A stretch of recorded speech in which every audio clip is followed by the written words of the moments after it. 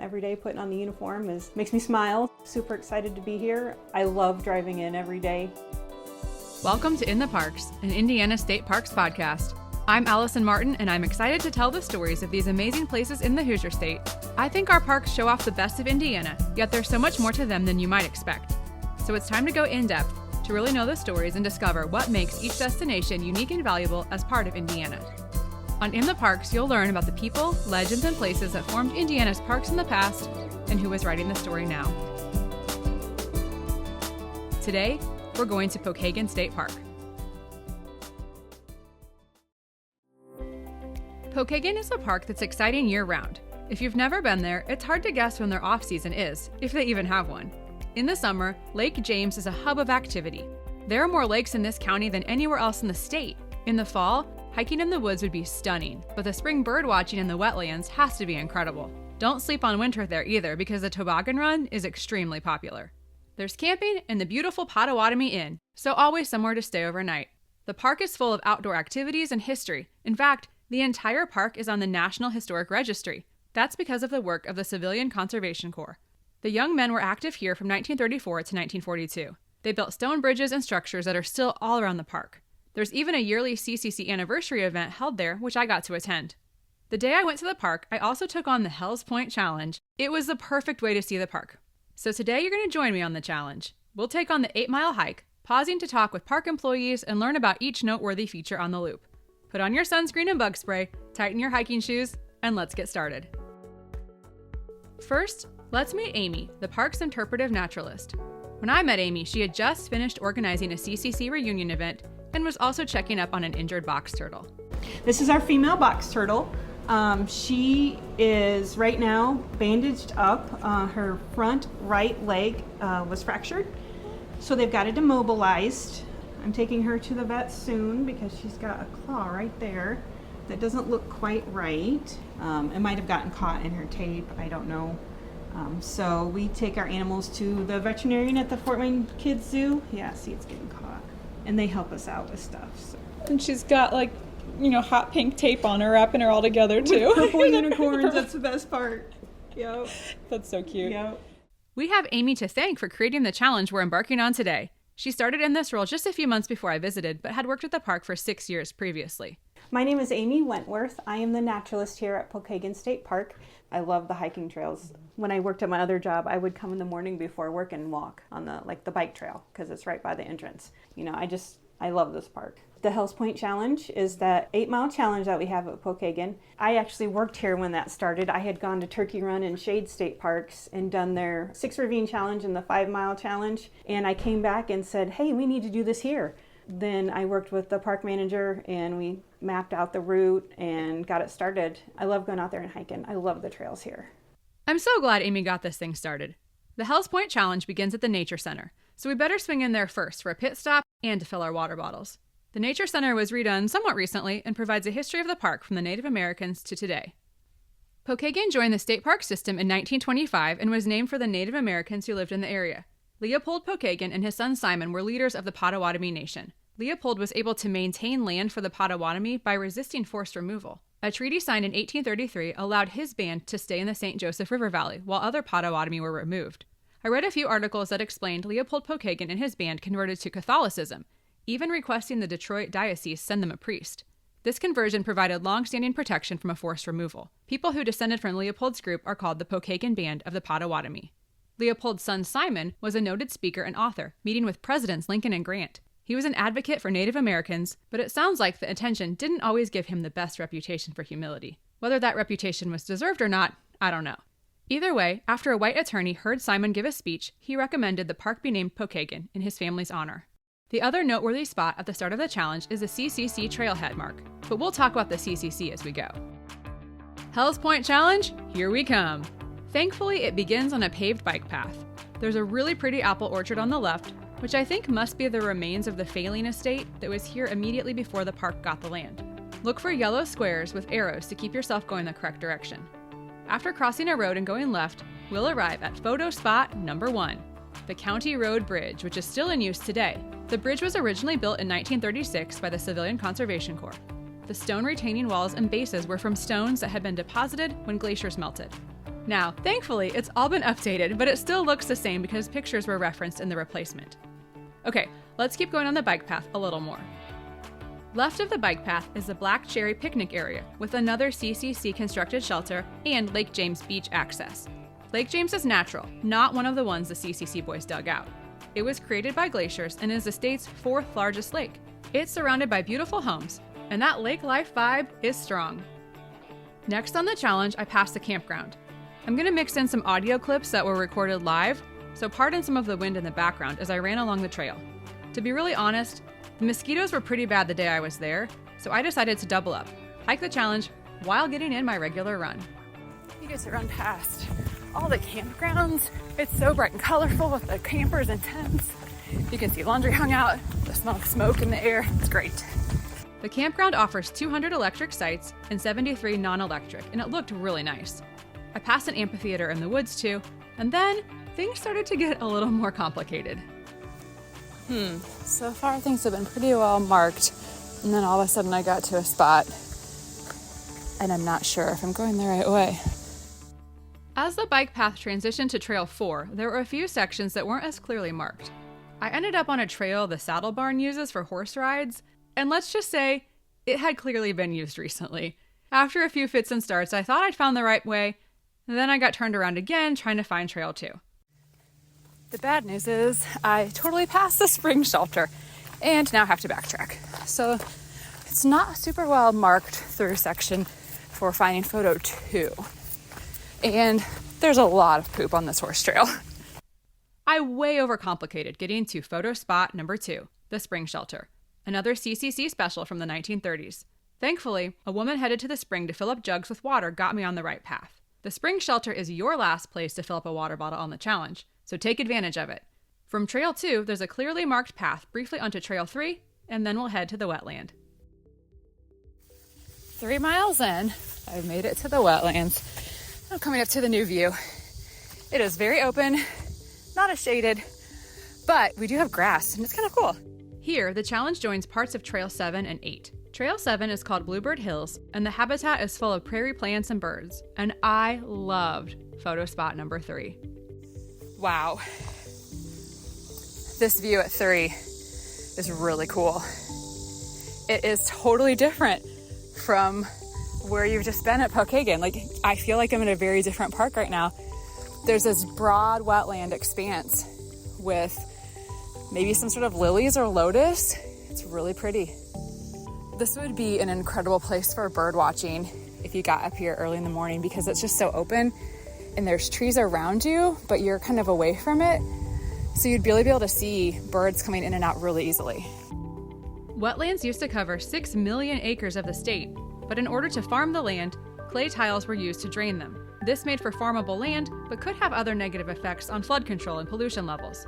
In 1991, the park removed the drainage tiles in this area to return it to its wetland origins.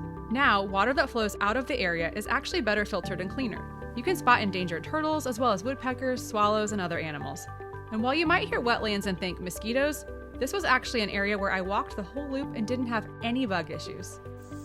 The wetlands area is my favorite so far. It's beautiful out here. It's more open. It's definitely hilly and there's no shade, but there's a great breeze. The birds, the butterflies are everywhere. Oh, a bluebird just went flying by. It's just so beautiful out here. Okay, leaving the wetlands is crazy. There's a stark contrast between the open grass and the wooded Trail 8. All right, now I've moved back into more of a forest area, out of the wetlands, and I am slowly on my way to Hell's Point. I kept hearing something in my head that Amy said earlier. There's so much to see. There's so many different habitats. She's so right. The trees got taller, the ground cover thicker, and then there it is, Hell's Point. Oh boy, 84 stairs to the top.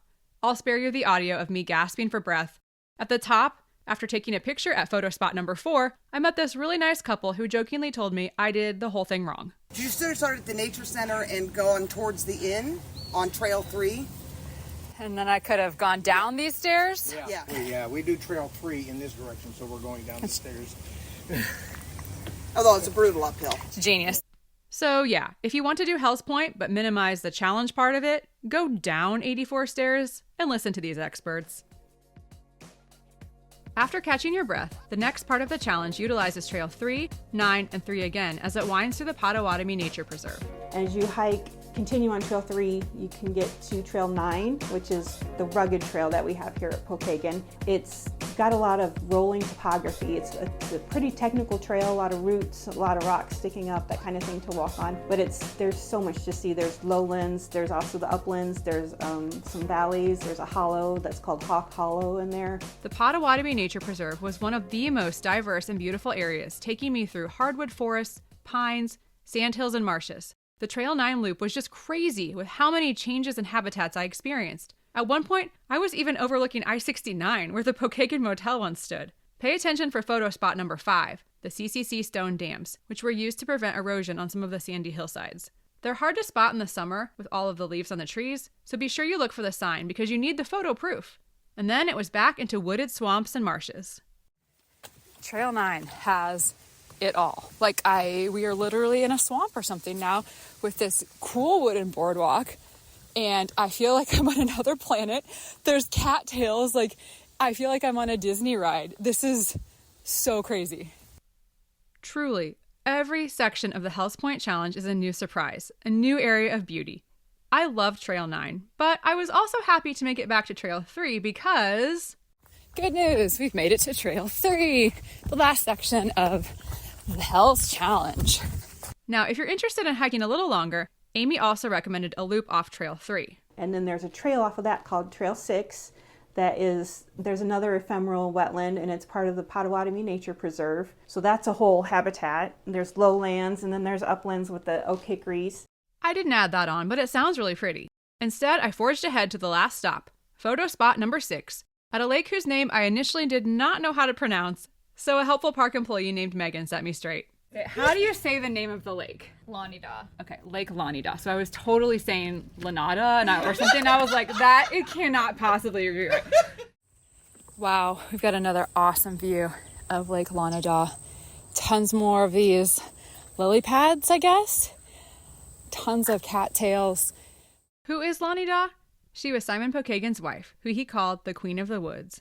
It's another natural lake formed from glaciers and another serenely beautiful spot in the park. Lake Lanida is beautiful. A kettle hole lake, which is kind of cool, made out of glaciers melting and receding. It's just really pretty, really peaceful. Man, it'd be a great place to sit, even in the winter, and just look at everything and sit out there bundled up. It'd be awesome. I recommend getting your picture out on the fishing pier. Then hike past the lake and you'll follow Trail 3 near the Potawatomi Inn, which is also near the park entrance. It's a striking entry point and made me feel like I was headed to a true lake vacation. So let's peek inside. I'm excited for you to meet Potawatomi Inn's general manager, Emily Burris, and for her to tell you what the inn offers. She oozes hospitality, enthusiasm, and love for the inn. I'm Emily Burris. I'm the general manager at Potawatomi Inn. I have been in my position almost 10 years. I started here kind of right after college, and it's a really special place for me. I'm from this area, so I spent a lot of time here as a kid. We have 126 guest rooms here, 12 cabins, and 10,000 square foot of banquet space. So we can do all kinds of events and just like travel stays. We do weddings, conferences, family reunions, all kinds of things. So it's a really fun place to work. Every day is different. We have a lot to offer here. We have 2 restaurants. We have our main dining room that's part of the historic building. And then we also have a cafe that does more kind of grab and go type of items. So if you're out on a trail, pop in for a sandwich or an ice cream cone or soda or something. We have an indoor pool and hot tub.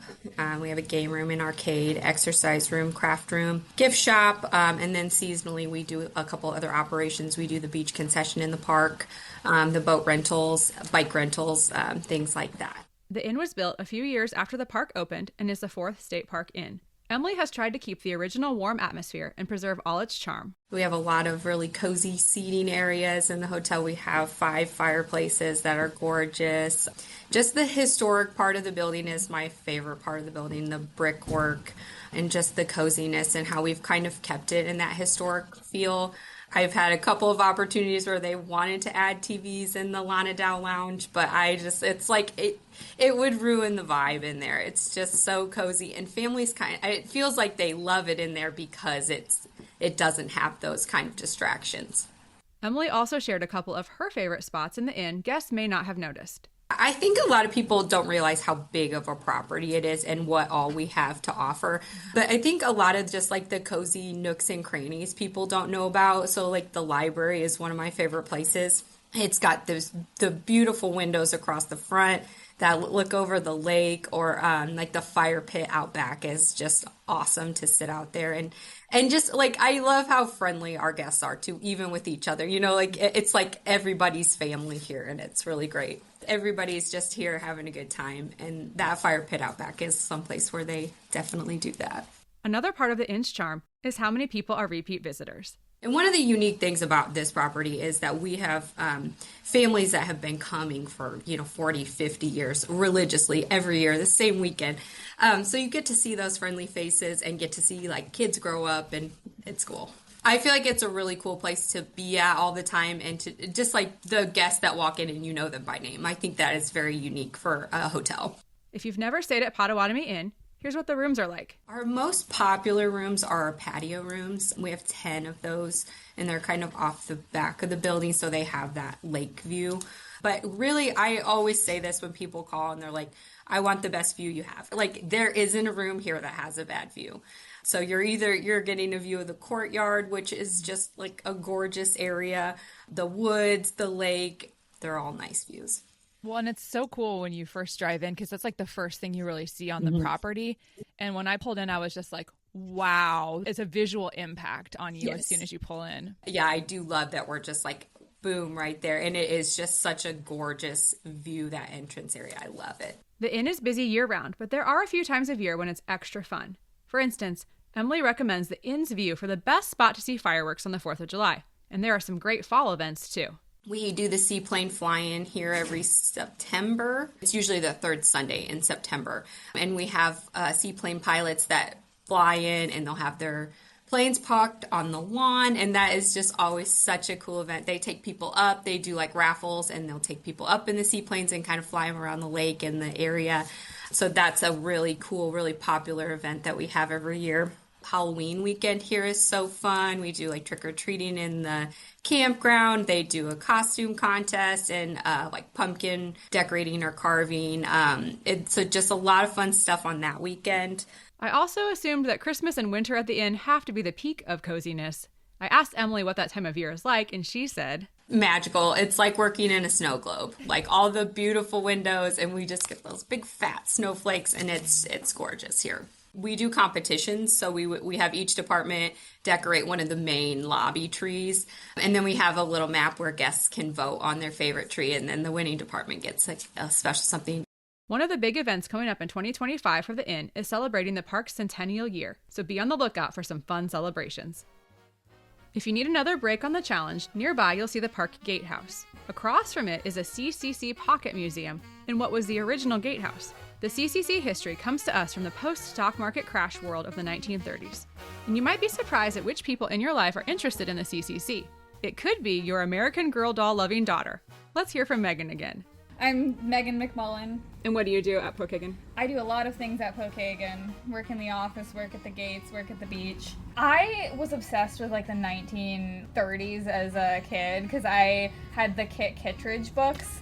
So I like read about the CCC and the Kit Kittredge books, so I love like learning more about that with all the things with them building the state parks and everything. In the Kit Kittredge books, because she's the historical American Girl doll who grew up during the Great Depression, and I don't know if it's actually mentioned in the books, but they had a history book that was like based off of the time period of Kit Kittredge, so it's more of just like the actual history rather than Kit Kittredge's story. Just kind of like pointing out like this thing's mentioned in the books, here's a more in-depth history, and that book got into the CCC. I used to check it out from the school library and like reread it all the time. That is fantastic. If you're not familiar with Kit Kittredge or 1930s life, here's a quick refresher on the CCC. President Roosevelt started the Corps for young single men to provide jobs during the Great Depression. The Army-inspired lifestyle provided structure, training for future jobs, food, money, and education, and ended up preparing many of these young men to enter the military during World War II. The reason so many state and national parks look alike is because they were built in the same era, from similar blueprints, and honestly, they might have been built by the same guys because the companies did move from place to place. Many of the structures they built are still at Pokagon, including the original gatehouse the museum is in, the saddle barn, beach bathhouse, park office, spring house, and the CCC shelter. Oh, and they built the original toboggan run too, so the guys had something fun to do in the winter. One man named Roger Woodcock was a mason at the camp for 3 years. He organized a CCC reunion at Pokagon, which started in 1953 and is still going today. I attended the reunion in September and will probably have a short episode about it for those interested in hearing more specific stories about the CCC's involvement with the state parks. It feels like the end is near. I've passed the Potawatomi Inn and now back on the bicycle path. Okay, we are almost back to the start, but there are still a couple really cool spots to stop by. I hope you have a need for speed. The quarter-mile-long toboggan run sends you hurtling down the refrigerated track at 30 miles an hour. Life does not slow down in the winter. The day after Thanksgiving, the toboggan opens. It's open that day and then Saturdays and Sundays until the end of February. And then it's open the full 2 weeks of winter break except for Christmas Day. The toboggan is a huge attraction. It's a quarter-mile long track. You do have to climb stairs to get to the top of the tower in order to put your sled up, and then you start from the tower and it's such a drop and it goes so fast. The highest speed we've had, I believe, is 42 miles an hour, but the average is about 30, 35. And there is a fee. You pay a fee to rent the toboggan per hour. It's not per person. So if you're paying per hour, then if you had a group of people, you can just ride it go as many times as you can in that hour, no matter who's with you? Yes, yep, absolutely. It doesn't matter. Unfortunately, the toboggan is closed now, but you'll definitely want to go this winter. And when you go, Emily shared with me a couple toboggan hacks to get in as many rides as possible. It's so fun. It's a must thing to do. Put it on your bucket list. It's like an ice roller coaster. That's usually how I describe it. But yeah, it's really fun. The more you come, it's kind of like you see people doing things and you're like, oh, that's how they get so many runs in. You know, like they'll have another person that's driving a vehicle down to the bottom and then driving the toboggan back up. I don't know what the record number of times down is, but for me, like a couple times up that hill is enough. What's also fun is that almost any age kid can ride it. The only rule is that kids need to be able to understand the rules and abide by them. That is the most important thing. Other than that, there is no age restriction as far as how old they have to be able to ride it. I was getting all nervous about the idea of doing it, and now you're telling me that little kids can do it, so I feel like I've got to be brave. I can't just say, no, it's too scary for me. No, I didn't ride it this year. I'm still a wimp, but maybe I'll try this winter. Finally, the Hells Point Challenge takes you past the saddle barn, and I happened to run into the owner as I completed the challenge. Listening back to this interview, I'm so embarrassed for myself because I clearly had a lot of adrenaline from running, the beautiful day, and my luck at meeting Dina. I am talking so fast while Dina patiently takes on my manic impromptu interview with class. I'm Dina, and the horse barn is open every day except Tuesday and Thursday. We open at 9.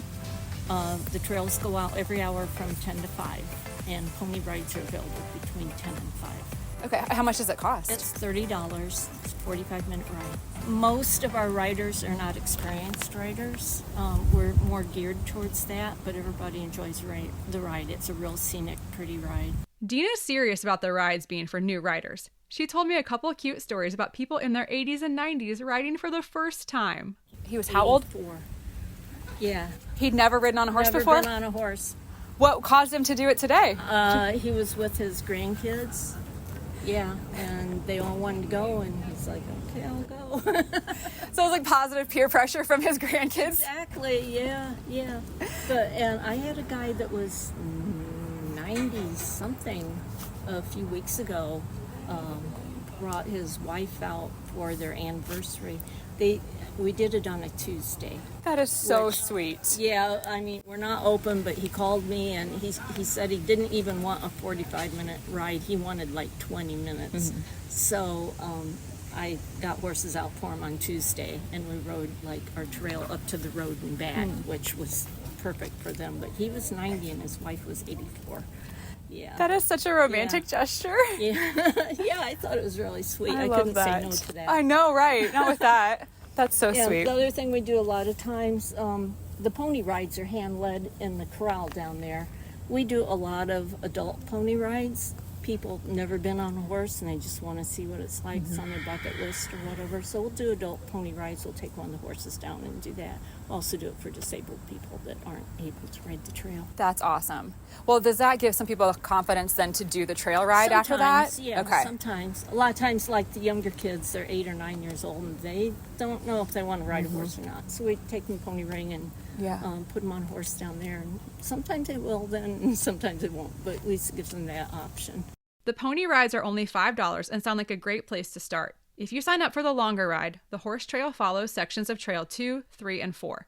Those trails are also open to hikers, but as I learned earlier, be careful hiking them with horse poo on the trail. The rides can also accommodate decent-sized groups. We usually take 10 at a time. Do you have to do reservations? We only reserve for the same day. You can come in the morning, anytime after 9, sign up for whatever time you want to do it. Oh, how cool. How long have you been doing it? 35 years Always at Pokagon? here. Oh my yes. gosh. How'd you get into horses? I've had horses all my life. Like since you were a little girl? Like since I could walk, yeah. So yeah. do you have some of yours that are out here, or like do you own these? Or These are all my horses. Okay. That's so cool. Yeah, this park you cannot bring your own horses in, so everything here is mine. Which ones are your favorites? This one right here, I think. His name is Marley. He's fairly new. I just got him this spring, but I really like him a lot. They're all so beautiful. Yeah. Make sure you go meet Dina and Marley and take a ride on her beautiful horses. Near the stables was where the challenge transitioned back from trail onto the paved bike path. By this point in the day, I was ready for easy walking and running and very ready for more water. The challenge ends up back by the County Road Bridge, and you retrace your steps to the Nature Center. What an awesome way to see the park. Yay, I'm almost done. I saw my first photo stop as I was running back, so that means I've made it all the way around the loop. Now I'm heading past the apple orchard, and then I'll be back at the Nature Center. And now I am back. My watch says I have gone 8.32 miles. I was out for about 2 hours, and that was with running, walking. So if you run it, for sure under 2 hours. If you walk it, definitely over. With the challenge complete, you may wonder what else there is to learn about Pokagon. But Amy has another area nearby she wants people to visit. Also trying to get people over to Trine State Recreation Area. I've got a couple of hikes planned over there just to try to get more people to experience Trine State Recreation Area, because I think it's underutilized, and I really would like to get people over there. There are 12 cabins that they rent. There's also a lodge, a day-use lodge called Swenson Lodge. There's a picnic shelter over there with a modern playground right next to the picnic shelter, and then there's a 2.5-mile multi-purpose trail that you can go mountain biking on. Most of the trails here at Pokagon you can't ride your bikes on, but over at Trine, the multi-purpose trail you can. There's also a bike trail that goes from the middle of the park all the way out to the front. An interesting thing over at Trine is right near the entrance there's a pair of nesting sandhill cranes, and this year, earlier this spring, I saw that they had 2 colts over there. So that was super exciting to see those. And Trine is, like I said, underutilized. There's a fishing pier out on the lake, on Gentian Lake, and then there's also boat rentals. They rent fishing boats with electric trolling motors, and they have paddle boats over there. It's real serene, real quiet. It's beautiful over there. If you want a little more secluded outdoor experience or have been to Pokagon plenty of times and want to mix it up, sounds like Trine State Recreation Area would be a great place. And we can't end an episode without talking to the park's amazing friends group. Every time I talk with one of the volunteers at any park, we're laughing quickly. Same with Pokagon. Okay, I am Jan McCauley. I'm a fairly new member on the board of the Friends of Pokagon. It's been just about a year now. I basically spend a lot of free time over at the park. I just love getting lost in the woods and hiking and rolling around, especially in the off season. That's with finger quotes there. I wanted to become involved just because I love the resource. Pokagon is so amazing, and it's one of the major reasons I still live in this area. She loves all the trails, but has a few seasons she enjoys the most. My favorite time of the year is late fall, winter, early spring, just because I just love the sense of solitude, and you can just evaporate in nature. I just love it. And there's so many different kinds of environments there. I mean, there's the lake, the beaches, there's the swamps and the wetlands, there's the forests. Yeah, it's just gorgeous. With that love for the park, Jan was a great fit with the Friends group. Here's what they do. Our Friends group is a fairly new one, and it's a program devised to protect, preserve, promote the park's work. The fundraising and events are to support park initiatives that the state agency doesn't necessarily have the resources to do. The Friends group works with the park on First Day and Christmas Eve hikes and supports all the major park events and features, like keeping the toboggan run going. They're a young volunteer group, but they've met so many of the park's practical needs by purchasing things like flashlights for night hikes, new refrigerators for lodges, and a water bottle filler for the Nature Center, which I definitely used before and after the challenge. Their big focus this year is around the park's 100th birthday. This year, we're celebrating our 100th anniversary, and so part of the focus is trying to do some fundraising. One of the park's goals is to a CCC restoration, the big, huge shelter that's over by the beach. They want to preserve the original building itself. They're going to upgrade the sewer, the septic things that feed into it. They're removing the cross-country ski rental out of that building and over by the toboggan run. We're going to turn that area into some kind of a kitchen-ish type of area so they can host more things and functions. It's a lovely big spot, and it's spacious. It overlooks the beach and is hooked in right into the trails. It's lovely. The restoration will also preserve the stonework and roof so it maintains the classic CCC look while ensuring it can still be used today. Jan also spotlighted a few other activities to look forward to this year. Some of the events that you should put on your radar that happen annually, the Fort Wayne Philharmonic comes up around July 4th every year. We're hoping to get the Astronomical Society up. What else? Oh, we're having a ham radio meeting over, we're going to hold it over in the Trine Rec area. Check out the park website for all these fun events. And if you want to join the Friends of Pokagon, either as a member or to help at an event, there's a link in the show notes to their Facebook page. You can also learn more at an open meeting they're having next month. Oh, we're having a Friends of Pokagon meeting on April 6th, inviting everyone to come in and, just get acquainted, and everyone's coming in April 6th. After hiking the Hells Point Challenge, I can see why Jan never wants to move. It felt like every corner I turned on a trail opened up a new habitat or place of awe. And it seems like this is the same experience for people like Amy and Jan, who are at Pokagon regularly. Every day putting on the uniform makes me smile. I think it's beautiful. I love driving in every day from the main road coming in, all the trees, especially in the springtime when the redbuds are blooming. There's redbuds all the way along the entrance road.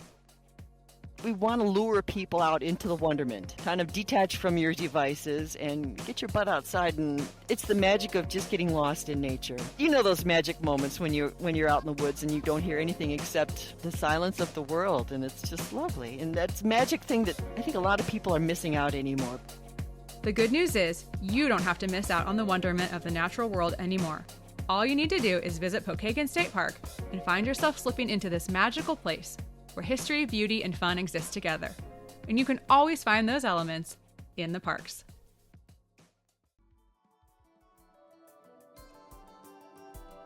A big thank you goes to the Pokagon staff and volunteers who shared their time and knowledge with me. Thank you Jan McCauley from the Friends of Pokagon Volunteer Group, Amy Wentworth, Megan McMullen, and Dina from Pokagon State Park, and Emily Burris from the Potawatomi Inn. In the Parks is not officially associated with Indiana DNR, but I am more grateful than ever for all the incredible work they do for our parks. Please share this podcast with your friends, and if you could, leave me a positive review on your favorite podcast platform. You can also follow along on Instagram and Facebook at In the Parks Online for more state parks content and my recommendations for the best places to get ice cream near each park. Although, actually, I mixed it up after visiting Pokagon, and I got Tom's Donuts in Angola, and they were awesome. Thanks for listening, and I hope to see you in the parks.